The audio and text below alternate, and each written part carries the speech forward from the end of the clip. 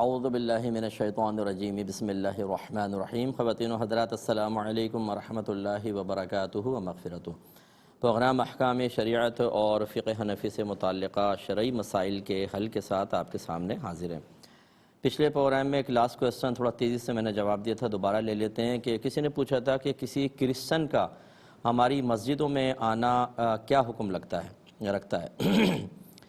دیکھیں، ایک تو اس میں ہم نے بتایا تھا آپ کو مجبوری کی صورت ہوتی ہے جس میں آپ اپنے ذاتی کوشش یا کسی قسم کی رائے کو دخل دے ہی نہیں سکتے ہیں۔ جیسے باہر کے ملکوں میں اگر گورنمنٹ کی طرف سے مختلف اسکولز کے بچے مختلف مذہبی مقامات پر وزٹ کے لیے آتے ہیں، ان کے ساتھ ان کے ٹیچرز بھی آتی ہیں اور وہ مسجدوں کے اندر بھی آتے ہیں، مسلمانوں کے بچوں کو چرچز کے اندر اور مندروں کے اندر بھی لے کے جاتے ہیں تاکہ تمام مذاہب کو قریب سے دیکھا جائے۔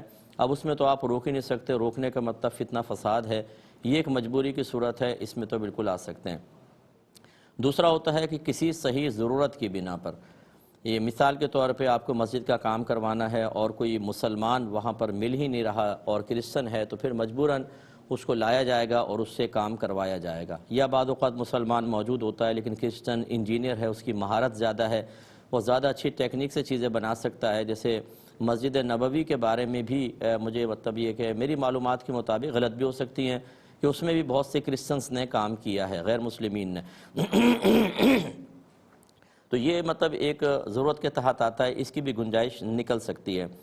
تیسری صورت ہوتی ہے کہ جب اس کو آنے دینا ہماری مجبوری نہیں بلکہ بغیر مجبوری کے واجب ہو جاتا ہے کہ آنے دیں، وہ صورت ہوتی ہے کہ جب وہ اسلام قبول کرنے کی نیت سے آنا چاہتا ہے، تو اب اس کو روکنا بالکل غلط ہوگا۔ اگر اس مسجد میں مثال کے طور پہ کوئی عالم دین ہے اور وہ آنا چاہتا ہے تو اس پہلی فرصت میں اس کو لائیں، اور زور زبردستی تو کوئی ہے ہی نہیں، اگر وہ اپنی مرضی سے آ رہا ہے تو بالکل آ سکتا ہے۔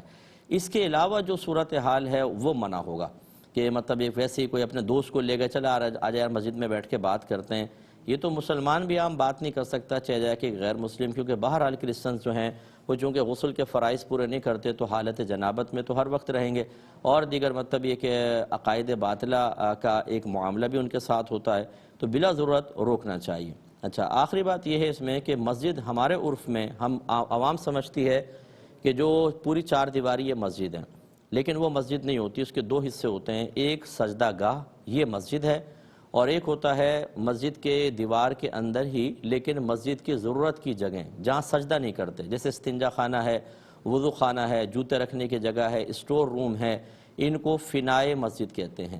کرسچن جو ہے مسجد کے احکام علیحدہ ہوتے ہیں، فنائے مسجد میں وہ بالکل آ سکتا ہے، جیسے کہ بعض اوقات واش روم وغیرہ صاف کرنے کے لیے ایسے لوگوں کو رکھا جاتا ہے تو اس میں تو کوئی پرابلم ہی نہیں ہے۔ تو امید ہے کہ آپ بات سمجھ گئے ہوں گے۔ یہ بہن نے پوچھا کہ میرے ہسبینڈ جو ہیں وہ باہر ملک میں جاب کرتے ہیں تو کیا میں ان کے پیٹھ پیچھے فیملی میں سے ہی، فیملی فرینڈز میں سے جن میں میل بھی ہیں اور فیمیل بھی ہیں، ان کو اپنے گھر پر بلا سکتی ہوں یا نہیں؟ دیکھیں، شوہر آپ کے یہاں ہوتے، باہر ہوتے، شوہر کی اجازت سے بلاتی یا اجازت سے نہ بلاتی، بہرحال نامحرم کو تو آپ گھر میں نہیں بلا سکتی، یعنی گھر میں بلانے کا مطلب بے پردہ ان کے سامنے آنا۔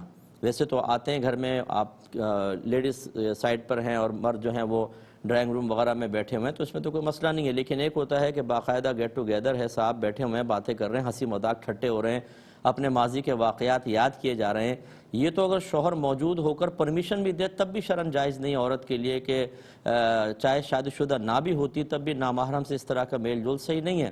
اور شادی کے بعد تو معاملہ اور زیادہ سینسٹیو ہو جاتا ہے کہ اگر وہ پکچرز وغیرہ کوئی کھینچ لی جائیں، بعض اوقات اس زاویے سے پکچر لی جاتی ہے کہ خواہ غلط فہمیاں پیدا ہو جاتی ہیں اور وہ شوہر تک پہنچے تو وہ اس کے دل میں آئے گا میں کمانے کے لیے باہر بیٹھا ہوں، یہ وہاں پہ معاذ اللہ رنگ رلیاں منا رہی ہے، کوئی بھی اس کے ذہن میں وسوسہ شیطان ڈال سکتا ہے۔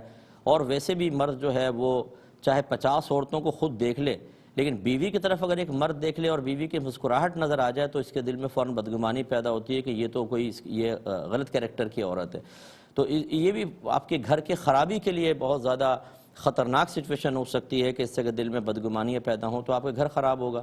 تو آپ مردوں کو بالکل نہ بلائیں، اپنی سہیلیوں کو بلائیں، کزنز آپ کی فیمیل کزنز ہیں ان کو آپ بلائیں، بالکل آپ بیٹھیں باتیں کریں، اور بہتر یہ ہے کہ ہر اس طرح کی گیدرنگ سے پہلے اپنے شوہر سے پرمیشن لے لیں، اس سے اچھا اعتماد قائم ہوتا ہے، ایک دوسرے پر ٹرسٹ بڑھتا ہے کہ بھئی میں اگر آپ اجازت دیں تو کچھ سہیلیوں کو بلا لوں گھر میں اکیلی ہوتی ہوں تو چلیں دعوت ہو جائے گی، وہ کہیں چلو یس، یہ ساس بھی ساتھ ہیں تو چلو لیکن شوہر کی پرمیشن سے تو اس سے بہت اچھا ایک اثر مرتب ہوتا ہے. لیکن میل سے تو آپ بالکل اجتناب کریں، خواہ اپنے گھر کو خراب کرنے کی ایک کوشش ہوگی. یہ کہتے ہیں کہ ہم دوست بیٹھ کے باتیں کر رہے تھے تو ایک میرے دوست نے کہا کہ جب نبی کریم صلی اللہ علیہ وسلم طائف تشریف لے گئے اور آپ کو لوگ پتھر مارنے لگے، اگر اس وقت آپ سی بھی کر دیتے تو معاذ اللہ آپ کی، اس نے تو معاذ اللہ نہیں کہا، یہ میں کہہ رہا ہوں، تو اس نے کہا کہ آپ کی نبوت چلی جاتی. یہ آپ کے لیے ایک امتحان تھا، کیا حکم شرع ہوگا؟ دیکھیں نبی کریم اگر آہ بھی فرما دیتے، سی بھی فرما دیتے، اس سے نبوت کے زوال کا کیا تعلق؟ یہ ہمیشہ عقیدہ یاد رکھیے کہ نبوت کا زوال کبھی نہیں ہوگا. ولایت کا زوال ہو سکتا ہے. زوال کا مطلب کیا ہے؟ اللہ تعالیٰ کسی کو ولایت دے اور واپس چھین لے، یہ ہو سکتا ہے. لیکن نبی کو نبوت دے تو کبھی بھی نبوت زائل نہیں ہوگی، یہ یاد رکھیے. اگر کوئی ضعیف روایتوں میں آپ نے یوں پڑھا کہ جی کسی نبی کا سر کو چیرا جانے لگا اور انہوں نے سی کرنے لگے تو اللہ تعالیٰ نے بیان فرمایا کہ سی بھی کی تو نبوت کی فہرست سے نام خارج کر دوں گا. یہ اس قسم کی روایات مطلب یہ کہ وہ ایک اللہ اور اس کے اگر ثابت بھی ہو جائیں تو اللہ اس کے نبی کا ایک معاملہ تو ہے، لیکن مسلمہ اصول یہی ہے کہ کبھی سلب نبوت نہیں ہوگا. اس لیے اس شخص کا یہ حکمن کہنا، ایک بالکل شورٹی کے ساتھ کہنا کہ اگر سی ہو جاتی تو نبوت زائل ہو جاتی، اس کا مطلب ہے کہ جو کہ اسلامی بنیادی عقیدہ ہے اس کے خلاف اس کا عقیدہ ذہن میں ہے، اور بغیر کسی دلیل کے اس نے نبی کریم صلی اللہ علیہ وسلم کی طرف اس بات کو منسوب کیا. لہٰذا ہمارا مشورہ یہ ہوگا کہ اس کو فوراً تجدید ایمان اور تجدید نکاح کروائیں، بلکہ جتنے وہاں بیٹھے ہوئے تھے ان سب کو بھی کرنا چاہیے، کیونکہ غلط بات سن کر آپ سب خاموش رہ کے اس کو تائید کی احتیاطاً آپ بھی کریں. اور اس قسم کی میں آپ کو مشورہ دوں گا، جب دین کی اے بی سی نہ آتی ہو تو دینی معاملات کے اندر اپنے رائے کا اظہار نہ کریں. آپ دنیاوی طور پہ کر لیں، سیاست آپ کو نہیں آتی تب بھی آپ اس میں رائے کا اظہار کر سکتے ہیں، کر لیں. لیکن دینی معاملات میں اگر آپ نے پہلے دین کو نہیں سیکھا، اگر ذرا بھی غلط جملہ نکل گیا تو آپ کی جہالت، لا علمی، کم علمی یہ بروز قیامت جہنم میں جانے کے لیے عذر نہیں بن سکتی کہ اللہ تعالیٰ مجھے تو پتہ ہی نہیں تھا. تو جواب غالباً یہ ہوگا کہ جب پتہ نہیں تھا تو پھر کیوں اس معاملے میں انوالو ہوئے؟ اگر تو دین کے معاملے میں سب کچھ کہنا اپنی طرف سے جائز ہوتا تو پھر قرآن کی حاجت کیا تھی؟ حدیث کی حاجت کیا تھی؟ کیوں ان کے اندر لمیٹیشنز قائم کی گئیں، قیودات بیان کی گئیں، شرائط، کنڈیشنز لگائی گئیں، ان میں احکام بیان کیے گئے؟ اس لیے کہ اس کے مطابق ہمیں ڈھلنا ہے. یہ نہیں ہے کہ اپنی مرضی کے مطابق دین کو جس طرح چاہیں کسی بھی چیز کو دین میں داخل کریں، اس کا نام دین رکھ دیں، یہ نہیں ہوتا ہے. تو آئندہ اس طرح کی آپ لوگ گفتگو سے اجتناب کریں. ایک بھائی نے کویسچن کیا کہ چلیں پہلے کال لیتے ہیں. السلام علیکم. وعلیکم السلام رحمۃ اللہ. جی بھائی جی مفتی صاحب، میں انڈیا سے بات کر رہا ہوں. میرا سوال یہ ہے کہ طلاق اور عزت کے مسئلے سے سوال ہے. بولے جلدی سوال بولے. جی جو ہمارے بیچ جو طلاق کا معاملہ وہ 1-1.5 سال پہلے ہو چکا تھا. صحیح. اور لیکن ناعلمی میں پتہ نہیں تھا کہ ہو چکے ہیں، تو ہم لوگ ساتھ رہ رہے تھے. اور اکتوبر یعنی پچھلے سال اکتوبر 2021 میں ہم لوگ دونوں علیحدہ ہو گئے. وہ مائکے چلی گئی، کسی اور وجہ سے گئی، اس وجہ سے نہیں، کسی اور وجہ سے گئی، طبیعت خراب کا مسئلہ تھا. تو اکتوبر 2021 سے ہم لوگ الگ رہ رہے ہیں. وہ مائکے میں رہ رہے ہیں، ہم یہاں رہ رہے ہیں. بیچ میں ایک میری 2.5 سال کی بیٹی ہے، تو بیچ میں 1-2 مرتبہ ہم ملنے کے لیے گئے تھے. تو آپ پوچھنے کیا چاہ رہے ہیں؟ جلدی بتائیے، وہ بتائیے اب بس پوچھنے کیا چاہ رہے ہیں. یہ چاہ رہے ہیں مفتی صاحب کہ 8 جنوری 2022 کے اسی پروگرام میں آپ سے مسئلہ پتہ کیا تو آپ نے بتایا کہ طلاقیں ہو چکی ہے. جی. تو عزت کب سے، کس لفظ سے طلاق دی تھی یہ بولے؟ کس لفظ سے طلاق دی تھی؟ جی طلاق کی لفظ. یعنی میں نے تجھے طلاق دی یوں کہا تھا؟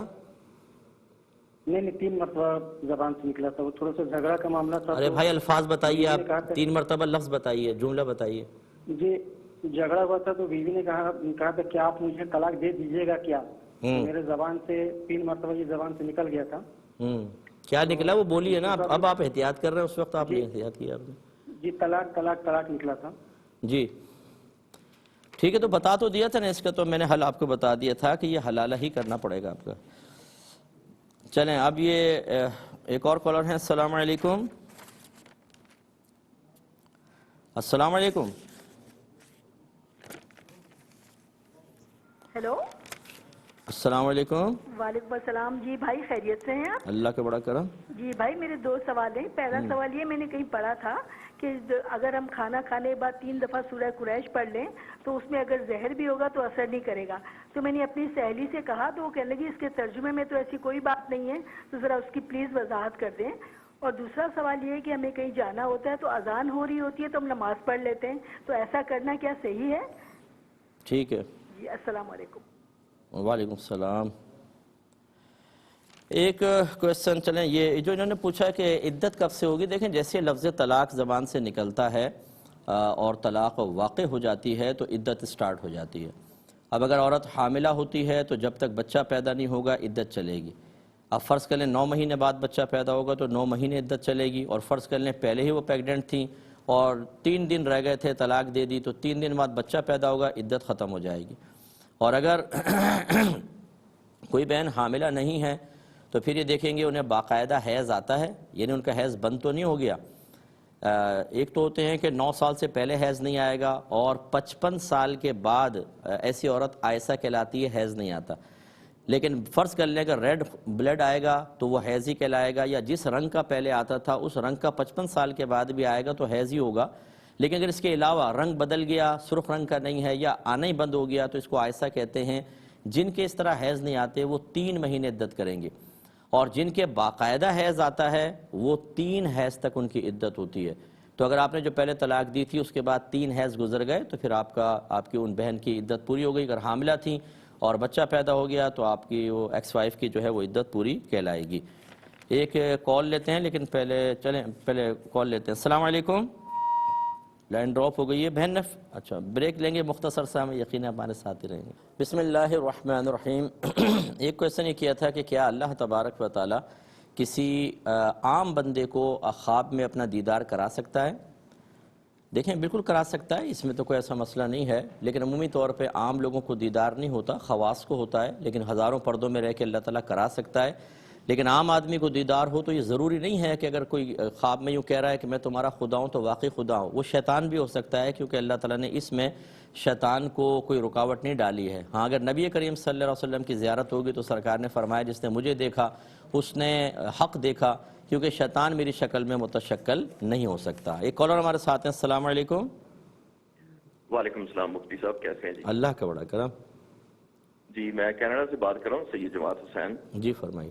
میرا کوشچن یہ ہے کہ وہ بیٹی ہے میری 21 ایئرس کی، تو ان کو کسی پیر صاحب نے تعویذ دیا تھا کیونکہ اس کی تھوڑی طبیعت ٹھیک نہیں رہتی تھی، تو انہوں نے تعویذ دیا تھا اور ساتھ میں انہوں نے بولا تھا کہ آپ نے بیف نہیں کھانا، فش نہیں کھانی، انڈا نہیں کھانا اور چائے نہیں پینی اور 7 اپ 2 سال کے لیے۔ تو میں یہ پوچھنا چاہتا ہوں کہ اس کی کوئی شرعی حیثیت ہے، کیونکہ وہ ویک ہوتی جا رہی ہے، اس کو تھوڑی سی خوراک کی۔ اچھا جی میں عرض کرتا ہوں انشاءاللہ آپ کو۔ ایک یہ بہن نے فرمایا کہ میں نے یہ سنا تھا کہ کھانے کے بعد اگر کوئی 3 بار سورہ قریش پڑھ لے تو اگر کھانے میں زہر بھی ہوگا تو اثر نہیں کرے گا۔ جب میں نے کسی خاتون کو بتایا تو انہوں نے کہا اس کے ترجمے میں تو ایسی کوئی بات نہیں لکھی ہوئی، تو کیا حکم شرع ہوگا؟ دیکھیں اس طرح کی روایت آپ نے سنی ہوں گی، یہ باقاعدہ کوئی حدیثوں کے اندر عمومی طور پہ چیزیں نہیں ہوتی ہیں، اور سنی سنائی بات کسی کے تجربے میں کوئی بات آئی، کوئی عامل صاحب نے بات بیان کر دی، تو ہر عامل اس طرح کے وظائف دینے کے سلسلے میں قابل اعتماد نہیں ہوتے، بات خود ہی ایجاد کر کے چیزیں بیان کر رہے ہوتے ہیں۔ بہت سی شفاؤں کا تعلق کسی بھی وظیفے سے خود ہی جوڑ کر 10 دفعہ یہ پڑھ لیں شفا ہو جائے گی، پوچھیں کہاں لکھا ہوا ہے یہ معلوم نہیں، بس بولتے سینہ بسینہ آ رہا ہے، ہمارے بڑوں نے ہمیں دیا ہے، کون بڑا ہے، اس کو کہاں سے ملا تھا، کوئی اس کا سند نہیں، کچھ نہیں۔ اس لیے اس قسم کی چیزوں کو باوثوق ذرائع سے بیان کرنا یہ صحیح نہیں ہوتا ہے۔ لیکن جو آپ کی سہیلی نے کہا یہ بھی ضروری نہیں ہے کہ اس آیت کے ترجمے میں کوئی ایسی چیز موجود ہوگی تبھی ہوگا۔ اگر میں سورہ اخلاص کو برکت کے لیے پڑھوں تو بتائیں برکت حاصل ہوگی کہ نہیں ہوگی، حالانکہ ترجمے میں کہیں برکت کا ذکر نہیں ہے کہ اس کو پڑھو گے تو برکت ملے گی، تو ان کا خیال بھی یہ غلط ہے، ٹھیک ہے نا۔ تو یہ لیلافی قریش جو ہے یہ کھانے سے پہلے پڑھنی ہوتی ہے، جو میں بھی آپ کو یہ عرض کر دیتا ہوں کہ اگر، اور یہ ہوتی ہے اس کے لیے اگر کھانے پہ سفلی وغیرہ کروایا ہو، بعض اوقات کھانے کے ذریعے اس پہ جادو ٹونا کر کے گندی چیز پڑھ کے ملا دیتے ہیں اور وہ کھلا دیتے ہیں، جس سے وہ کھانا جب پیٹ میں جاتا ہے تو رگوں کے اندر وہ چیز سرائیت کر جاتی ہے اور عمومی طور پہ بیماری کی شکل میں ظاہر ہوتی ہے، اور اس کا علاج بہت مشکل ہوتا ہے کیونکہ سفلی پھر رگوں کے اندر پھیل جاتا ہے، اس کے اثرات پھیل جاتے ہیں۔ اس اثر کو زائل کرنے کے لیے ایک مرتبہ سورہ قریش اگر کھانے سے پہلے پڑھی جائے تو یہ مطلب کہا گیا ہے، لیکن وہی میں اگر آپ کو بیان بھی کر رہا ہوں تو میں باوثوق یہ نہیں کہوں گا کہ یہ حدیث میں آیا، فلاں میں آیا، ٹھیک ہے، کسی کے تجربے میں آیا ٹھیک ہے، کوئی کرے ٹھیک، نہیں کرے تو نہ کرے، لیکن بعد کی روایت تو یہ اس طرح کا کوئی میں نے نہیں سنا ہے۔ تو دونوں اپنی اپنی تھوڑی سی غلط فہمیوں کو دور فرما لیں۔ ایک بہن چلیں ایک کالر ہے، السلام علیکم۔ السلام علیکم ورحمۃ اللہ وبرکاتہ۔ جی جی مفتی صاحب 3 چھوٹے چھوٹے سوال ہیں میرے. بولیے. پہلا سوال یہ ہے کہ جب ہم صدقہ دیتے ہیں تو ہم کس طرح دیں, کیا کہہ کر دینا چاہیے؟ اور دوسرا سوال یہ ہے کہ مغرب کی نماز کے بعد جو نماز اوابین پڑھتے کیا پوری نماز پڑھ کے ہم پڑھیں گے؟ اور تیسرا سوال یہ ہے کہ مفتی صاحب میرا نکاح ہو گیا تو وہ نا مجھ سے بات کرنا چاہتے ہیں, والدین کی طرف سے اجازت نہیں ہے. اور نکاح ہو گیا ہے؟ ہاں جی ہو گئے. ٹھیک ہے. اور نہ والدین کی طرف سے اجازت نہیں ہے بات کرنے کی, اور نہ وہ ہر مہینے کا خرچ بھی بھیجنا چاہتے پر والدین نہیں مانتے, تو کیا حکم شرع کیا ہوگا اسلام میں؟ شوہر بات بھی کرنا چاہ رہے ہیں اور دیکھنا چاہتے ہیں ویڈیو پہ یوں؟ جی بس وہ صرف بات کرنا چاہتے ہیں, والدین کی طرف سے اجازت نہیں ہے. چلیں میں بتاتا ہوں بیٹا, بتاتا ہوں انشاءاللہ. ایک بہن نے پوچھا کہ ہم جیسے بعض اوقات باہر جا رہے ہوتے ہیں, اذان ہو جاتی ہے تو ہم فوراً ہی نماز پڑھ لیتے ہیں, تو کیا یہ صحیح ہے؟ تو جی بالکل صحیح ہے. ویسے تو خواتین کے لیے افضل اور مستحب یہ ہوتا ہے کہ اذان کے بعد مردوں کی جماعت کے اختتام کا انتظار کر لیں, یہ بیسٹ ہوتا ہے. یہ نہیں مستحب طریقہ یہ ہے. لیکن اگر آپ کو کہیں جانا ہے تو یہ تو آپ نے اذان کا کہا, اگر آپ نے ٹائم دیکھا کہ عصر کا وقت مثال کے طور پہ شروع ہو گیا ہے اور ابھی قریبی مسجد میں اذان نہیں ہوئی تو آپ نماز پڑھ کے جا سکتی ہیں, کیونکہ عورتوں کے لیے نماز کا تعلق وقت سے ہے حقیقتاً اذان سے نہیں. اذان کا تعلق تو جماعت, اذان اس لیے دی جاتی ہے تاکہ مردوں کو پتہ چلے, وہ ہوشیار ہو جائیں اور مسجد کی طرف آئیں. پھر اقامت جو ہے وہ جماعت کے اسٹارٹ یا آغاز ہونے کی خبر دیتی ہے, تو اس لیے. لیکن بہتر یہ ہوتا ہے کہ خواتین کے لیے کہ وہ اذان کا انتظار کریں, اس کے بعد جب مردوں کی جماعت ختم ہو جائے پھر اپنی نماز پڑھیں, یہ افضل ہے. ہاں لیکن فجر کے اندر اولا یہ ہے کہ اذان ہوتے ہی پڑھ لیں, کیونکہ اندھیرے کے اندر نماز پڑھنا عورت کے لیے افضل ہے. باقی 4 کے اندر یہی رکھنا چاہیے.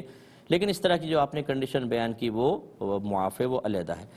یہ کہتے ہیں کہ میری 21 سالہ بیٹی ہے, اس کی طبیعت کچھ خراب ہوئی تو کوئی پیر صاحب تھے, انہوں نے کوئی تعویذ دیا اور کہا کہ آپ کو بیف نہیں کھانا, چکن نہیں کھانا شاید, اور چائے نہیں پینی اور 7 اپ نہیں پینی 1 سال تک. اس طرح کی قیودات کی کیا شرعی حیثیت ہے؟ اب وہ پیر صاحب سن رہے ہوں گے تو مجھ سے ناراض ہو جائیں گے, کیونکہ عمومی طور پہ جب میں شریعت بیان کرتا ہوں تو ناراض ہو جاتے ہیں. اس طرح کی چیزوں کو شریعت کوئی منع نہیں کرتی. ہاں اگر طبی نقطہ نگاہ سے کسی ماہر ڈاکٹر نے کہا کہ اس وقت بڑے کا گوشت کھانا آپ کی بیٹی کے لیے نقصان کا باعث ہے, وہ ہو سکتا ہے. لیکن روحانی اعتبار سے کوئی مسئلہ نہیں ہے. 7 اپ کیوں منع کر دی یہ بتائیے؟ چلیں بیف کا تو کوئی مسئلہ سمجھ میں بھی آئے, 7 اپ منع, چائے منع, کوئی منع نہیں ہے, بالکل کوئی منع نہیں ہے. ان سے آپ دائرہ ادب میں رہ کر انتہائی ادب اور احترام کے ساتھ, کیونکہ شریعت نہ میری ہے نہ کسی پیر صاحب کی ہے, شریعت ہے ہمارے نبی کریم صلی اللہ علیہ وسلم کی. ان سے پوچھئے کہ نبی کریم نے کہاں منع فرمایا, یہ بتائیے. لیکن مجھے یقین ہے جب آپ یہ کریں گے تو سیخ پا ہو جائیں گے, ناراض ہو جائیں گے, دھمکیاں دیں گے, جہنم کے عذاب کی وعیدیں سنائی جائیں گی. یا تو ہر بات آنکھیں بند کر کے تسلیم کر لیجئے, اور یا پھر مطلب یہ کہ لڑنے کے لیے تیار ہو جائیے. ایسی ایک صاحب ہیں, وہ یو کے سے کوئی امریکہ کے اندر آئے, میں نے اپنی کتاب میں بھی اس واقعے کو لکھا ہے.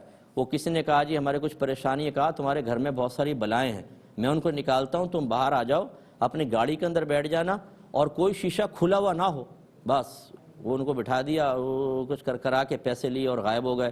اب ان سے پوچھیں کہ گاڑی میں بیٹھ جاؤ, شیشے چڑھا لو, بلا یعنی باہر آ کے بیٹھ جائے گی کہ بھئی شیشے نیچے کرو, میں اندر آنا چاہتی ہوں, ویسے نہیں آ سکتی وہ اندر. عجیب و غریب, یعنی یہ پرسرار قسم کی قیودات بعض اوقات خامخواہ لگا کر سامنے والی کے نفسیات سے کھیلا جاتا ہے. اس طرح کے نفسیات سے ہماری عوام بھی مروب اور متاثر ہو جاتی ہے. اسے لے جاؤ کسی پرانے قبرستان میں جانا, پرانی قبر کے پاس قریب ایک درخت ہو, اس کو کھودو, اس کی جڑ کے اندر یہ ڈالو, اوپر پہلے ایک پتھر رکھنا, پھر پہ مٹی ڈالنا, ایک دفعہ سورہ اخلاص پڑھ کے دم کر کے واپس آ جانا. وہ آدمی حیران ہو جاتا ہے, بھئی یہ تو بڑی گہری گہری باتیں ہیں, حالانکہ اس کا مذہب سے کوئی تعلق نہیں ہے, خود ساختہ باتیں, اپنی بنائی ہوئی باتیں, اور ان کو لوگوں کے سامنے بیان کر کے پراسرار انداز میں ان کی توجہ کو حاصل کر لینا, ان کے دل میں بے جا خوف پیدا کرنا, ڈر پیدا کرنا. یعنی معاذ اللہ ثم معاذ اللہ, کوئی ناراض نہ ہو میری بات سے, ایک تو شریعت ہوتی ہے, شریعت ہمیں بعض چیزوں سے ڈراتی ہے, اور ایک ہم چاہتے ہیں ہم کچھ ایسی چیزیں ایجاد کر لیں جس کی بنا پر لوگ ہماری وجہ سے خوفزدہ ہوں, اور ہم ہی اس کے سردار اور ٹھیکیدار بنیں, اور ہم ہی کہیں یہ کرنا یہ نہیں کرنا, شریعت کو لوگ پوچھے ہی نہیں. تو اب ایسے ہی ہوتا ہے, لوگ بعض اوقات پھر شریعت کو چھوڑ دیتے ہیں اور ایسے لوگوں کی ہدایات پر چل رہے ہوتے ہیں. اب وہ پیر صاحب کیسے ہیں, کامل ہیں, ناقص ہیں, مجھے نہیں پتہ, لیکن ان قیودات سے مجھے اندازہ یہ ہوتا ہے کہ مطلب مناسب انہوں نے یہ بات نہیں کی. بچی کو کھلائیں پلائیں زبردست قسم کا, ڈاکٹر کو چیک اپ کروائیں, اس کے بعد روحانی علاج کروائیں. آپ میری کتاب قرب الہی لے لیں, اس کے ایک حصے کے اندر میں نے نبی کریم صلی اللہ علیہ وسلم کے بتائے ہوئے وہ وظائف ڈال دیے ہیں کہ دنیا اور آخرت کا کوئی مسئلہ ایسا نہیں ہے, یعنی پریشانی کا, جو اس سے حل نہ ہو جائے. بات ہمارے اعتقاد اور اعتماد کی ہے. ہمیں نہ اللہ پہ اعتماد ہے، نہ قرآن پہ، نہ نبی پہ. ناراض مت ہوئیے گا، کیونکہ ہم قرآن سنائیں، ہم سرکار کے وظیفے دیں، اس کے اوپر اتنا بھروسہ نہیں ہے. ایک عامل جو اپنے پاس سے کوئی وظیفہ دے دے گا، ہم کہیں گے بابا بڑا پہنچا ہوا ہے. اس کے سامنے اگر رش لگا ہوا ہے تو پھر ہمیں شریعت سمجھ میں نہیں آتی. ہم کہتے ہیں رش چونکہ زیادہ ہے، اس کے پاس کچھ ہوگا. حالانکہ آپ اندازہ کریں کہ وہ کس وجہ سے آپ اس کے پاس آئیں، اس لیے کہ وہ مسلمان ہیں، اس لیے کہ آپ کو یقین ہے کہ اللہ کی رحمت اس کی طرف متوجہ ہے. تو اللہ کی رحمت کس کی طرف متوجہ ہوتی ہے؟ جو قرآن و حدیث و شریعت پہ چل رہا ہو. نہ یہ کہ جو قرآن و حدیث و شریعت سے ہٹ کر چل رہا ہو اللہ تعالیٰ اس کو بھی عطا فرمائے گا، وہ تو فیض سے محروم ہوتا ہے. پبلک کا جمع ہو جانا، یہ تو آج کوئی پڑوسی ملک کا فلم ایکٹر آ جائے تو دیکھیں آپ روڈ کے اوپر اتنا رش لگ جائے گا، ہزاروں کا مجمع ہو جائے گا. بڑے بڑے گانے کے پروگرامز ہوتے ہیں، اس کے اندر دیکھ لیں، پبلک دیکھ لیں، آپ سوشل میڈیا پہ دیکھ لیں، ملینز کی تعداد کے، کروڑوں اربوں کی تعداد میں لوگ اس گانے کو سن رہے ہوتے ہیں. تو پبلک کے جمع ہونے سے کسی کے حق ہونے کا کہاں سے تعلق ہو گیا؟ تو بہرحال آپ بچی کو کھلائیں پلائیں، اس میں کوئی بھی مسئلہ نہیں ہے. 7 اپ بھی پلائیں. ایک یہ کہتے ہیں کہ بچی کہتی ہے کہ کیا ہمیں صدقہ کسی کو دیتے ہوئے بتانا ہوگا یہ صدقہ ہے؟ نہیں بیٹا، بتانے کی کوئی حاجت نہیں ہوتی ہے. حتیٰ کہ زکوٰۃ کے اندر بھی بتانے کی حاجت نہیں ہے. آپ دل میں زکوٰۃ کی نیت کریں اور زبان سے آپ عیدی، تحفہ، گفٹ کہہ کر دے سکتے ہیں، کیونکہ بعض اوقات سامنے والے کی عزت نفس ایسی ہوتی ہے کہ وہ صدقہ، خیرات یا زکوٰۃ وصول نہیں کرنا چاہتا، اس کو وہ پسند نہیں کرتا، تو وہ گفٹ آپ کا لے لے گا، تو گفٹ کہہ کر آپ بالکل دے سکتے ہیں. یہ بچی نے پوچھا کہ جو مغرب کے بعد 6 رکعت ہم پڑھتے ہیں نوافل، جن کو اوابین کے نوافل کہلاتے ہیں، کیا یہ مغرب کی پوری نماز پڑھنے کے بعد پڑھی جائیں گی؟ دیکھیں علماء نے فرمایا کہ آپ مغرب کے 3 فرض پڑھیں، اس کے بعد جب 2 سنت پڑھیں تو اس میں اوابین کی نیت بھی شامل کر لیں، پھر 2 نفل پڑھیں اس میں بھی شامل کر لیں، تو 4 تو اسی میں ہو جائیں گی، اور 2 علیحدہ پڑھ لیں تو 6 آپ کی کمپلیٹ ہو جائیں گے. اور چاہیں تو پہلے آپ پوری مغرب پڑھ لیں، اس کے بعد 6 الگ نوافل پڑھ لیں، وہ بھی آپ کو اجازت ہے. ایک ہی کہتی ہیں کہ میرا نکاح ہو گیا ہے لیکن میرے والدین نے منع کیا ہوا ہے کہ میرے ہسبینڈ سے آپ بات نہیں کریں گے، یعنی اپنے ہسبینڈ سے تم بات نہیں کرو گی، اور وہ بات کرنا چاہتے ہیں، کیا حکم شرع ہوگا؟ دیکھیں اس طرح والدین کو روکنا بالکل ناجائز ہے. والدین اگر سن رہے ہوں تو ناراض نہ ہوں. نکاح ہو چکا ہے، شوہر جیسی نکاح ہو جاتا ہے شوہر کا حق شامل ہو گیا. اور ہمارے نبی کریم صلی اللہ علیہ وسلم ارشاد فرماتے ہیں کہ عورت پر سب سے زیادہ حق اس کے ماں باپ کا ہے، شادی کے بعد سب سے زیادہ حق اس کے شوہر کا ہوتا ہے. اب اگر آپ ان کو روک رہے ہیں تو آپ شوہر کا حق سلب کر رہے ہیں. کس لیے روک رہے ہیں؟ کرنے دے باتیں ان کو. رخصتی سے پہلے وہ میاں بیوی ہیں، وہ میاں بیوی والی باتیں بھی کر سکتے ہیں، اپنے جذبات، اپنی فیلنگ شیئر کر سکتے ہیں. یہ اس طرح کا روکنا بالکل بیجا ہوگا.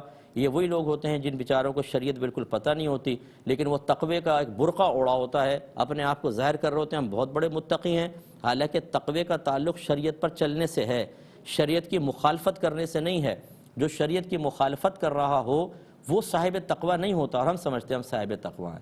ہاں یہ ضرور ہے کہ اگر صرف منگنی ہوئی ہوتی، نکاح نہ ہوا ہوتا، پھر تو ہم بھی منع کرتے کہ ابھی اجنبی ہیں. بعض لوگ تو اپنے بچوں کو اس وقت بھی گفتگو کرنے دیتے ہیں، اور کتنے ایسے میرے پاس کیسز آئے کہ منگنی ہو گئی اور پھر وہ آپس میں باتیں کرنے لگے، تلخی بڑھی تو شادی کینسل ہو گئی. تو وہ تو بالکل ویسے ہی منع ہے. لیکن نکاح کے بعد وہ میاں بیوی ہیں، اب ماں باپ کا روکنا بالکل بیجا ہے. بلکہ بعض صورتوں میں اگر میں گناہ گار ہوں نہ بھی کہوں تو بیجا نہیں ہوگا. اس لیے اگر ایسے کوئی والدین مجھے سن رہے ہیں تو وہ بچی کو پہلے کچھ لیمیٹیشنز دے دیں کہ بیٹا اتنی دیر بات کرنی ہے، بس زیادہ نہیں کرنا. اس طرح لڑکے والے بچے کو کریں کہ چلو زیادہ وہ نہ کریں، وہ بھی کسی صحیح مصلحت کی بنا پر، ورنہ شریعت بالکل منع نہیں کرتی. نکاح کے بعد تو ان کا آپس میں جسمانی تعلق قائم کرنا جائز ہو گیا، چاہے جائے کہ باتیں کرنا. تو ان چیزوں کا ذرا توجہ رکھیے. ایک بھائی نے کویسچن کیا تھا یہ آفیئر کہ ہمارے نبی کریم صلی اللہ علیہ وسلم نے اسلام کی دعوت کیسے دی ہے، اور اسلام میں دعوت دینے کا سنت طریقہ کیا ہے؟ دیکھیں انبیاء علیہ السلام کے دعوت دینے میں اور ہمارے میں تھوڑا سا فرق ہوتا ہے، کیونکہ نبی جو ہوتا ہے وہ کسی مصلحت کا شکار نہیں ہوگا، وہ اسٹریٹ فارورڈ اللہ تعالیٰ کی دعوت دے گا. اس لیے نبی کریم صلی اللہ علیہ وسلم نے سرداروں کو سامنے بٹھا کے کفار کے سردار اسٹرکٹلی اور اسٹریٹ بالکل بیان فرمایا کہ ایک خدا کی عبادت کرو، جو تم بتوں کو پوچھتے ہو یہ غلط ہے، ان کو چھوڑ دو اور آخرت کا عقیدہ رکھو، اسٹریٹ فارورڈ. تو اس پہ ان کو وہ سیخ پا ہوئے ایک الگ مسئلہ. اس طرح سرکار میلوں میں تشریف لے جاتے تھے اور وہاں جا کر دعوت دیا کرتے تھے اور یہی ارشاد فرمایا کرتے تھے. تو نبیوں کا طریقہ تو یہ ہوتا ہے کہ ایک تو وہ اسلام کی کھل کر دعوت دیتے ہیں، پھر جب وہ اسلام میں کوئی داخل ہو جائے تو پھر وہ حکمت کو اختیار ضرور کرتے ہیں، اس کا انکار نہیں ہے، یعنی ایسا تو نہیں ہوتا کہ پھر بھی وہ کسی کو سمجھاتے ہوئے کوئی حکم شرع کو چھپا لیں گے، نہیں، پھر وہ حکمت کے ساتھ اس کو بیان فرماتے ہیں، جیسے اللہ تبارک و تعالیٰ قادر مطلق ہے، اگر وہ چاہتا تو سارے احکام ایک ساتھ نازل فرماتا، لیکن اس نے ضرورتاً مصلحتاً لوگوں کی طبیعت اور کیفیات کے اعتبار سے کرم نوازی فرمائی اور آہستہ آہستہ بتدریج احکام کو نازل فرمایا۔ شراب پہلے بھی غلط تھی اور گندی تھی، لیکن شروع اسلام میں اس کی اجازت تھی، بعد میں منع کیا گیا، تو کیا معاذ اللہ پہلے اللہ تعالیٰ راضی تھا؟ نہیں، یہ ایک حکمت تھی کہ ایک خاص وقت میں اس کا حکم نازل کیا گیا۔ تو یہ نبیوں کا تو یہ معاملہ ہے، ہمارا ضرور یہ معاملہ ہے، ذرا توجہ رکھیے گا کہ جب آپ تبلیغ دین کرتے ہیں تو کس چیز کی تبلیغ کر رہے ہیں؟ اپنے گھر والوں کو نیکی کا حکم کر رہے ہیں، برائی سے روک رہے ہیں، کس چیز کی؟ تو اعمال جو ہوتے ہیں جو جواز کی طرف آتے ہیں وہ فرض، واجب، سنت موقدہ، سنت غیر موقدہ، مستحب اور مباح، اور اس طرف جو ہوتا ہے وہ حرام، مکروہ تحریمی، اساءت، مکروہ تنزیہی اور خلاف اولا۔ اب سب سے پہلے تو ہمیں ان کی تعریفات معلوم ہونی چاہیے، سیکنڈ یہ کہ ہمیں یہ پتہ ہونا چاہیے کون سا عمل اس میں آتا ہے، کون سا اس میں آتا ہے، کہاں دیکھنا فرض، کہاں دیکھنا حرام، کہاں بولنا فرض، کہاں بولنا حرام، کہاں چھونا فرض، کہاں چھونا حرام، یہ سب معلوم ہونا چاہیے۔ اس کے بعد پھر حکم شرع یہ ہوتا ہے کہ فرض میں، واجب میں سختی درکار ہوتی ہے، چاہے وہ بیوی ہو سامنے، بچے ہوں، چاہے وہ کوئی اور ہو، ہاں اگر ماں باپ وغیرہ ہیں، بڑے ہیں تو ذرا نرمی سے کہیں گے، لیکن اوائڈ کرنے کی حاجت نہیں ہے۔ اسی طرح اس کے جسٹ اپوزٹ حرام اور مکروہ تحریمی، فرض کا واجب حرام اور فرض کا ترک حرام اور واجب کا ترک مکروہ تحریمی ہوتا ہے، اس میں بھی کوئی کمپرومائز نہیں ہوگا، بہت سختی درکار ہے اس کے اندر۔ پھر ادھر سنت موقدہ اور اس کے جانب مخالف اساعت، اس میں ان کے مقابلے میں تھوڑی سی نرمی، لیکن اوائڈ کرنے والی چیز اس میں بھی نہیں ہے۔ اس کے بعد جو نیچے ہوتا ہے یہاں پر سنت غیر موقدہ اور مستحب اور اس کے جسٹ اپوزٹ مکروہ تنزیہی اور خلاف اولا، اس میں صرف نرمی درکار ہے، اس میں سختی درکار نہیں، نہ باپ سختی کر سکتا ہے، نہ ماں کرے، نہ پیر صاحب کر سکتا ہے سختی، نہ کوئی عالم دین کر سکتا ہے، اس میں شریعت نے سختی نہیں کہ ہم کیسے کر سکتے ہیں، لیکن میں نے دیکھا ہے کہ مستحب کے ترک پہ باپ کو مارتے دیکھا ہے اور فرض کے ترک پہ ابا جان کو شعور ہی نہیں ہے کہ بچے نے فرض ترک کر لیا ہے۔ تو یہ چیز بھی سیکھنی ہوگی کہ جہاں شریعت نے سخت حکم رکھا ہے وہاں سختی کے ساتھ تبلیغ، جہاں نرم رکھا ہے وہاں نرمی کے ساتھ، اور بھی اس کی کچھ چیزیں ہیں جو میں انشاءاللہ عرض کرتا ہوں ایک مختصر بریک کے بعد۔ بسم اللہ الرحمن الرحیم۔ کویسچن یہ چل رہا تھا کہ اسلام میں دعوت دینے کا کیا طریقہ ہے، تو ایک تو میں نے آپ کو سمجھایا کہ یہ جو چیز جتنی اسلامی لحاظ سے سختی رکھتی ہے اس میں اتنا ہی سختی کے ساتھ ہمیں تبلیغ کرنی چاہیے، اور جہاں نرمی ہے وہاں پر پھر نرم ہی رہنا ہوگا۔ ہاں انداز انسان اچھا اختیار کرے، ادعو الی سبیل ربک بالحکمت والموعظۃ الحسنہ، اللہ تعالیٰ ارشاد فرماتے ہیں اپنے رب کی طرف بلاؤ اچھی اور پختہ تدبیر کے ساتھ۔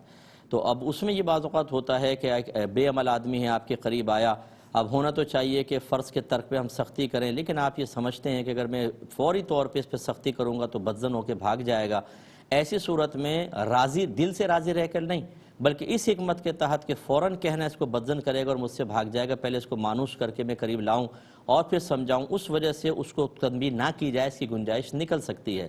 جیسے کوئی آپ کے پاس آنا شروع ہو جائے، آپ کا درس سن رہا ہے، آپ آہستہ آہستہ اس کو پھر نماز کی تلقین، پھر روزے کی تلقین، بہت سے گناہ چھوڑنے کی تلقین بتدریج کر رہے ہیں، اور جب تک آپ نہیں کر رہے اس سے کوئی راضی نہیں ہے کہ چلو نماز قضا کرے، چلو داڑھی صاف رکھے، نو، وہ آپ کے دل میں ہونا چاہیے کہ میں کروں گا، لیکن وقتی طور پہ حکمتاً اعراض کرنا، چشم پوشی کرنا، اور پھر ایک وقت آئے جب اس کی طبیعت بحال ہو جائے، مانوس ہو جائے، وہ شریعت کو سمجھنے لگ جائے، فکر آخرت پیدا ہو، قلب میں خوف خدا پیدا ہو، پھر اس کو آہستہ آہستہ ان چیزوں کی طرف لانا، اس طرح کی کوئی حکمت اختیار کرنا چاہے تو بہرحال اس میں کوئی منع نہیں ہے، بلکہ بہت اچھی چیز ایسے کر لینا چاہیے۔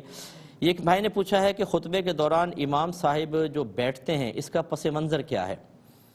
دیکھیں پس منظر کوئی ایسا نہیں کہ کوئی بڑی حکمت تھی کہ نبی کریم تھک گئے تھے تو آپ بیٹھ گئے، پھر آپ کھڑے ہوئے تو وہ سنت رائج ہو گئی، بلکہ میرے آقا صلی اللہ علیہ وسلم نے بلا کسی عذر کے اسی طریقے سے کیا۔ اصل میں یہ خطبے جو تھے وہ دو تقریریں تھیں جو رحمت کونین صلی اللہ علیہ وسلم اپنے زمانے میں فرمایا کرتے تھے۔ پہلے آپ ایک تقریر فرماتے، واعظ و نصیحت ہوتی، پھر آپ تھوڑے دیر بیٹھتے آرام فرماتے، پھر کھڑے ہو کر دوسری تقریر فرماتے۔ پھر جب آپ کا وصال ظاہری ہوا اس کے بعد پھر یہ سنت اور طریقہ، خاص طور پہ اجمیوں میں جب یہ چیز آئی تو ہمارے ہاں یہ چیز جدا ہو گئی، تقریر علیحدہ ہو گئی، اور ہم نے جو نبی کریم کی تقریریں تھیں اس کی سنت کو باقی رکھنے کے لیے خطبے کا نام دے کر اس کو علیحدہ کر لیا، ورنہ یاد رکھیں یہ ایک تقریر ہی تھی، جیسے جمعے کا بیان ہوتا ہے ویسے نبی کریم بیان فرماتے ہیں۔ تو اب خلاصہ کلام یہ ہے کہ چونکہ دو خطبوں کے درمیان رحمت کونین صلی اللہ علیہ وسلم تشریف فرما ہوئے، اس لیے ہم بھی بیٹھتے ہیں۔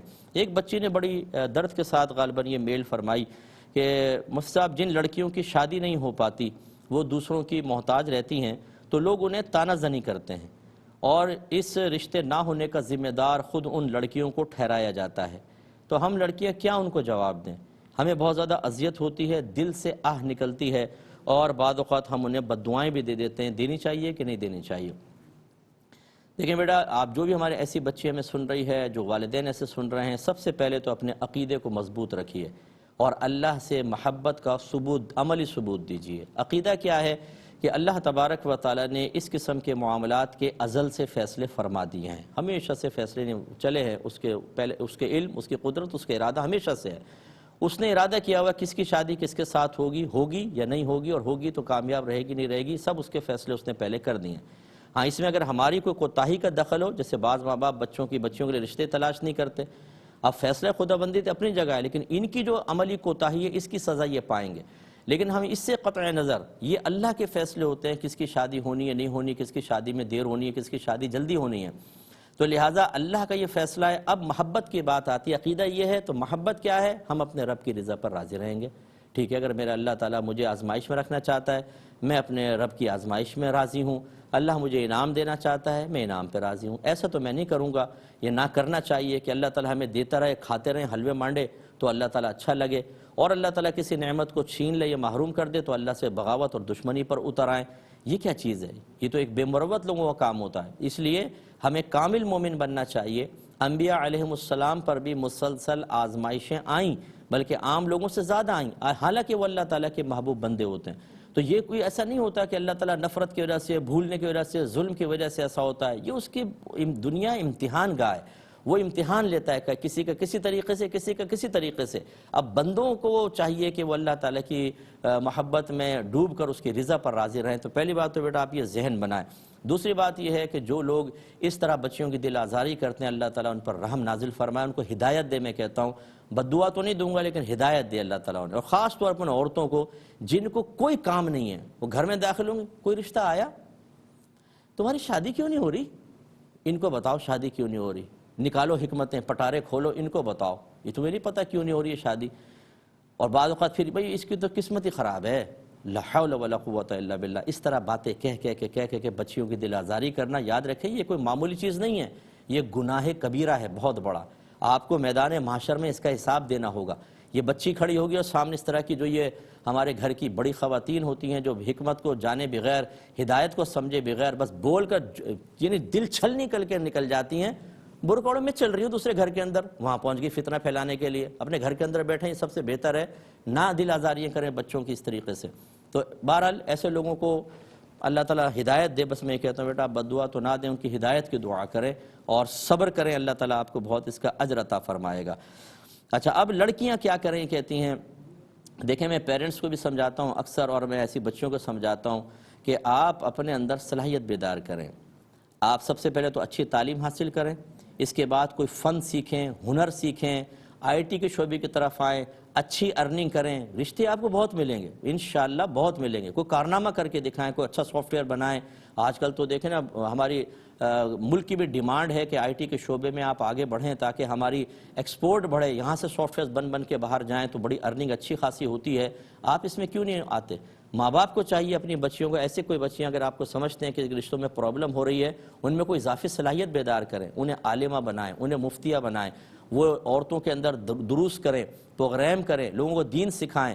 الحمدللہ اتنی رحمتیں بڑھتی ہیں اللہ تعالیٰ کی، دنیاوی لحاظ سے انسان ترقی کرے، مثبت ترقی، یا دینی لحاظ سے ہو تو الحمدللہ بہت زیادہ برکات ہوتی ہیں۔ اور خدا نخواستہ چلو بالفرض اللہ تعالیٰ کا ازلی فیصلہ یہ کہ شادی ہونی نہیں، پھر بھی کم از کم بچی کسی کی محتاج تو نہیں ہوتی۔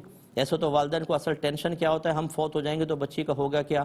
بچی اپنے پاؤں پہ کھڑی ہوگی، وہ اچھی ارننگ کرے گی، اس کا اپنا بینک بیلنس ہوگا، اس کو سنبھالنے والے بہت سارے ہوں گے، کوئی پھپھی بنی ہوگی، کسی کی خالہ ہوگی، بچے سنبھالیں گے کیونکہ ان کو پتہ ہے کہ خالہ کے پاس پیسہ ہے، پھپھی کے پاس پیسہ ہے، اور کوئی ہے تو ہے نہیں، اچھی خدمات ہوتی ہیں۔ وہ پیسہ اپنے پاس رکھیے گا، کسی کو دے مت دیجیے گا، نہ پراپرٹی نام کیجیے گا، پھر دیکھیں آپ کی ویلیو کیا رہے گی۔ تو خلاصہ کلام یہ ہے کہ بالکل مایوس ہونے کے بجائے، مطلب مجھے افسوس ہوتا ہے کہ میں انگریزوں کی مثال آپ کو دوں، ان کے ہاں کتنی عورتیں شادیاں نہیں کرتی ہیں، وہ بالکل اپنی لائف بالکل اچھی لائف گزار رہے ہوتے ہیں، اور ان کے ہاں ایسا نہیں ہوتا کہ تم نے شادی کیوں نہیں کی، یہ ہمارے مذہب اسلام میں پتہ نہیں کیوں آ کے عورتیں اس طرح کرتی ہیں، مسلمان ہونے کے باوجود، تقدیر کا مسئلہ جاننے کے باوجود، اور بہت سارے دل آزاریوں کے معاملات، سب کچھ اس کے شرعی احکام جاننے کے باوجود ہم لوگ اس میں مطلب ایک بیلنس قائم نہیں رکھ سکتے، اور انگریزوں کا معاملہ دیکھیں۔ اس لیے میرے بچیوں، ایسی کوئی بیٹیاں ہماری ہیں، ہماری بہنیں ہیں، بالکل گھبرانے کی ضرورت نہیں، اعتماد پیدا کریں، اپنے اندر صلاحیت بیدار کریں، اپنے آپ کو منوائیں، لیکن اس طرح نہ منوائیں جو بعض مطلب یہ کہ جیسے ٹک ٹاک پر اور فلاں جگہ پر اپنے جسموں کی نمائش اور گندی حرکتوں کے ذریعے، اور پھر ہماری فالوئنگ کتنی ہے جی، 1 ملین، 4 ملین، 5 ملین، یہ 4-5 ملین میدان معاشر میں اپنا حساب و کتاب آپ کے ساتھ دے رہے ہوں گے نا، اس وقت پتہ چلے گا۔ تو یہ بے حیائی کا راستہ ہرگز کو اختیار نہ کرے، مثبت راستہ اختیار کریں، اللہ تعالیٰ آپ کو فتح عطا فرمائے گا، اور انشاءاللہ آپ کی دل آزاری کم سے کم ہوگی۔ جب آپ کو مثلا آپ نے کوئی اچھی چیز بنائی، آپ نمایاں ہوئیں، آپ نے عالمات تیار کیں، آپ نے مفتیات تیار کیں، آپ نے لوگوں کو دین سکھایا، اب یہاں سے آپ کی پذیرائی، یہاں سے پذیرائی، آپ کی حوصلہ افزائی ہو رہی ہوگی، تو آپ دیکھیں وہ سارے جو احساس کمتری اور کوڑنا جلنا سب ختم ہو جائے گا۔ اپنی اس طرح کی مصروفیات بڑھائیں، اللہ بہت برکت دے گا، ہماری دعائیں آپ کے ساتھ ہیں۔ ایک بھائی فرماتے ہیں کہ میں ڈسیبل پرسن ہوں، پاؤں شاید ان کے فالج زدہ ہیں، 24 گھنٹے یورین بیگ مجھے لگا رہتا ہے، تو بعض اوقات ایسا ہوتا ہے کہ میں کرسی پہ بیٹھا ہوتا ہوں، کوئی اور نہیں ہوتا کہ میرے جوتے اتار دے، تو کیا میں جوتوں کے ساتھ نماز پڑھ سکتا ہوں جبکہ میرے جوتے بالکل پاک ہوتے ہیں، کوئی گندگی وغیرہ اس پر نہیں ہوتی؟ تو جی بالکل آپ ایسا کر سکتے ہیں، اگر آپ نے پہلے وضو کیا ہوا تھا پھر بعد میں جوتے پہنے، یا موزوں پر مسح کر لیا، فرض کر لیں اس کے اوپر جوتے پہنے، کیونکہ وضو تو آپ کا کمپلیٹ ہونا چاہیے، اس کے بعد جوتے اتارنا کوئی لازم نہیں ہے۔ اور جبکہ آپ کے ساتھ پرابلم بھی ہے کہ آپ خود نہیں اتار سکتے، اگر کوئی نہیں ہے تو آپ انہی جوتوں میں نماز پڑھ لیں، آپ نے سجدہ بھی نہیں کرنا، آپ نے تو اشارے سے نماز پڑھنی ہے، تو بالکل بلا کراہت آپ کی نماز جائز ہوگی۔ ایک بھائی نے کہا کہ ہم پہاڑی علاقوں میں رہتے ہیں اور آج کل ٹھنڈ بہت ہی زیادہ ہے، اور ہمارے یہاں پر گیس نہیں ہے، بجلی عمومی طور پہ چولہے خرید نہیں ہوتے ہمارے یہاں، تو ہم لوگ بجلی کے ہیٹر لگاتے ہیں جو میٹر سے آؤٹ ہوتے ہیں، وہ آپ سمجھ گئے کنڈا سسٹم سے لگاتے ہیں۔ تو لوگ یہ کہتے ہیں کہ بھئی حکومت نے ہمیں کون سی سہولت دی ہوئی ہے، ہم کیا کریں اس کے بغیر، ایسا نہ کریں تو؟ اب وہ پوچھتے ہیں کہ اس بجلی سے جو پانی گرم کیا ہو اسے پینا اور اس سے وضو کرنا، اس کی کیا شرعی حیثیت ہے؟ دیکھیں بہرحال اب میں آپ کو نہیں کہوں گا کہ ٹھیک ہے جو آپ کر رہے ہیں غلط کر رہے ہیں، چوری ہوتی ہے، اس کے اور کوئی ذرائع آپ اختیار کریں، گورنمنٹ پہ دباؤ ڈالیں، ریکویسٹ کریں وہاں کے MNA MPS سے تو وہ اس کا سہولت دیں، لیکن چوری کی تو ہم اجازت نہیں دیں گے، لیکن اتنا ضرور بتا دیں گے کہ اس قسم کے ہیٹر سے اگر آپ نے پانی گرم کیا تو پینا بھی جائز، اس سے وضو بھی جائز، نماز بھی جائز۔ وہ عمل غلط ہے، لیکن اس عمل کی برائی ان آپ کی عبادات میں صلاحیت نہیں کرے گی۔ اب اپنے میزبان کو، ہمارے کیو ٹی وی کی پوری ٹیم کو اجازت مرحمت فرمائیں، آپ ہمارے لیے دعا کیجئے، ہم آپ کے لیے دعا گو ہیں کہ اللہ تبارک و تعالی آپ سب کو دین پہ استقامت عطا فرمائے، اور خاص طور پہ وہ بہنیں کہ جو اس طرح کی بچیوں کی کوئی دل آزاریاں کر رہی ہیں انہیں سنبھلنے کی توفیق عطا فرمائے، آمین۔ وآخر دعوانا ان الحمدللہ رب العالمین۔ ناظرین، اگر آپ ایسی ہی مزید ویڈیوز دیکھنا چاہتے ہیں تو ہمارا ARY QTV کا چینل سبسکرائب کیجئے اور بیل آئیکن کا بٹن دبانا نہ بھولیے تاکہ آپ سے کوئی پسندیدہ پروگرام مس نہ ہو جائے۔